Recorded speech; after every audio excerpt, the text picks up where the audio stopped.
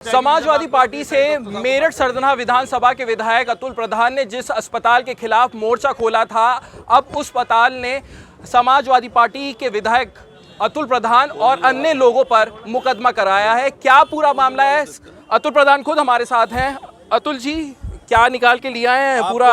आपको सारे प्रकरण के भी तो मैंने अभी कुछ चीज मंगाई है। हाँ, पूरा बताइए मामला क्या रहा। काफी नाराज नजर आ रहे हैं आज आप। नहीं, मैं कोई नाराज नहीं आ रहा हूँ। ये तो व्यवस्था है, व्यवस्था में सब चीजें होती हैं और मैं समझता हूँ कि जैसी ये चीज़ है ऐसे तो मेरे साथ बहुत पता नहीं मैं कितनी बार देखता आया हूँ। लेकिन बस एक चीज़ का दुख है कि प्रशासन के लोगों ने जो महिला घर में जच्चे के रूप में पड़ी हुई है, जिसे बच्चा जना है, उसके ऊपर भी रिपोर्ट बिना जाँच के। आप सोचिए, जो महिला अंदर लेटी हुई हो या वहाँ पर हो ही ना, अगर उसके दादा के नाम पर रिपोर्ट दर्ज कर दें तो उनका क्या कसूर है? असल में तो उन लोगों ने जाति की इस परिवार के साथ पहले उनको डर दिखाया बाउंसरों ने, फिर कमरे में ले जाके मारपीट की, उनसे पैसे छीन लिए। जाने के बाद हुआ? मुझसे पहले हो चुका था, लेकिन वो चाहते थे कि वो जल्दी से निपटारा हो जाए। तब मैं पहुंचा तो वो अपने बेचारे व्यथा भूल के कहने लगे कि सिर्फ हमारी छुट्टी करा दीजिए, हमें जो कंसेशन मिलना हो मिल जाए। और सबकी सहमति से वहाँ से हमने डीएम साहब को पहले बता रखा था, सीएमओ साहब को बता रखा था, सीओ को बता रखा था, स्थानीय पुलिस वहाँ पर मौके पर थी। इस सबके बावजूद उन्होंने ये काम किया है जिसकी हम लोग मुखालफत करते हैं।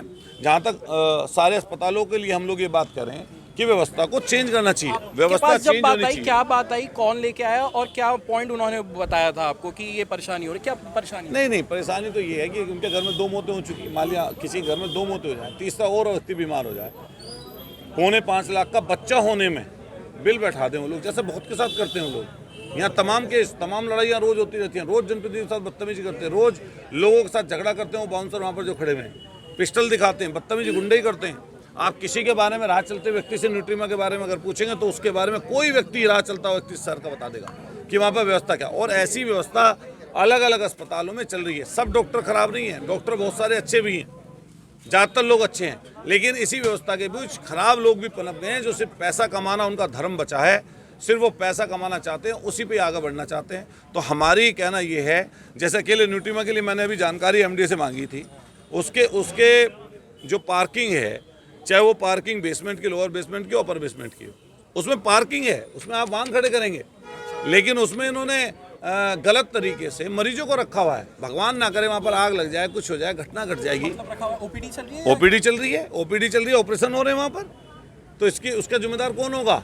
मैं एमडीए से भी जानकारी मंगाई है, एमडीए का कागज है ये, इसमें पता चला कि दोनों जगह पार्किंग है, लोअर बेसमेंट में भी, अपर बेसमेंट में भी। और जो उसके ऊपर बिल्डिंग खड़ी है, इसमें लगभग 40% बिल्डिंग ऐसी है जो अवैध रूप से उन्होंने बनाई हुई है, जिसको अलग से जो है एमडीए ने जिसको नोटिस दे रखा है। तो हम लोग इनसे कहेंगे कि जब आप सब जगह बुलडोजर आपका चल रहा है, तो ऐसे जो लोग गलत काम कर रहे हैं, ऐसे लोगों के ऊपर भी तो कार्रवाई हो। अच्छा, आपके ऊपर मुकदमा हुआ, अन्य लोगों पर मुकदमा हुआ, ये तब हुआ है जब डिप्टी सीएम ने जांच बिठा दी, ब्रिजेश पाठक ने। अच्छा, ये प्रशासन के लोग, मैं सोचता हूँ आईएमए बड़ी संस्था है, हम लोग उसका सम्मान करते हैं, इज्जत करते हैं। आईएमए वालों से सिर्फ इतना हमारा कहना है कि पहले दूसरा पक्ष तो सुन लो। आप तो मौके पर खुद थे, आईएमए के सचिव मौके पर थे, और अगर उनके साथ बैठकर भाजपा के नेता अगर बाइट देंगे तो वो विपक्षी दलों के लिए क्या बोलेंगे? अरे डॉक्टर किसी समाजवादी, भाजपा, बसपा का किसी दल का व्यक्ति थोड़ी ना है, डॉक्टर तो डॉक्टर है।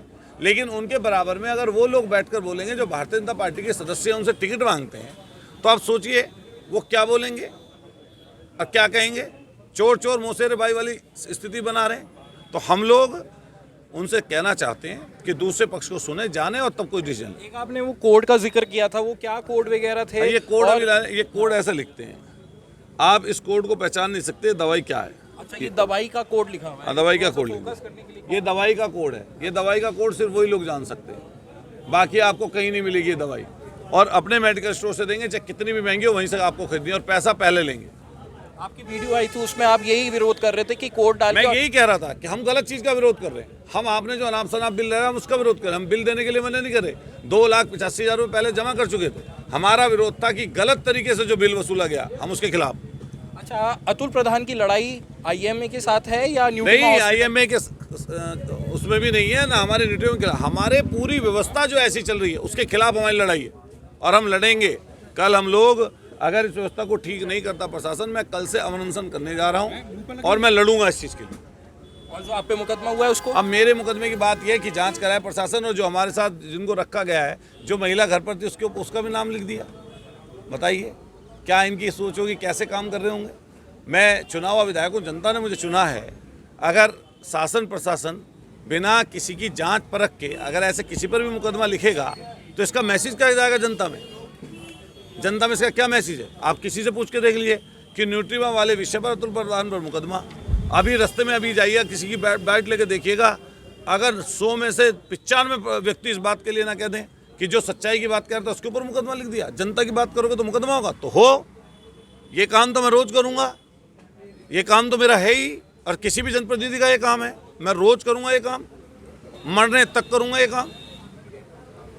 मरने तक करेंगे ये काम। तो जो जनप्रतिनिधि होता है उसका एक तरीके से जनता की आवाज़ उठाने का काम होता है, वो अतुल प्रधान ने किया। लेकिन यहाँ पर आरोप प्रत्यारोप का सिलसिला जारी है। अब अतुल प्रधान का अगला कदम ये होगा कि वो आवरण अनशन पर बैठेंगे और कह रहे हैं कि दिवाली भी डीएम कार्यालय में बनाएंगे। अनमोल शर्मा, TV9 उत्तर प्रदेश, मेरठ।